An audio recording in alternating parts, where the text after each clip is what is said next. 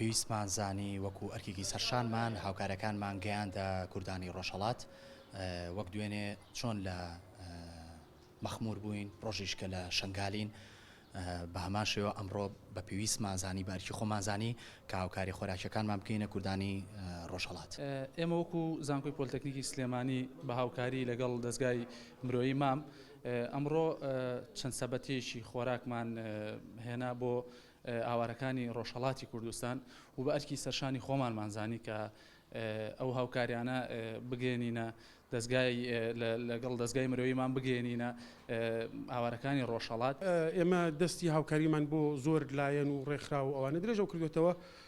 لە هەمان کاتە ئێمە پێویستە سپاسی دەستگای مرۆیی مام و هەروەها زانکۆی پۆلیتەکنیکی سلێمانی بکەین کە بەدەم هاوکاریەکەمانەوە هاتوون. هیوادارم لە ڕاستیە بەردەوام بن چون خۆتان ئەزانن پەیوەندیەکی مێژوویی و دوور و درێژ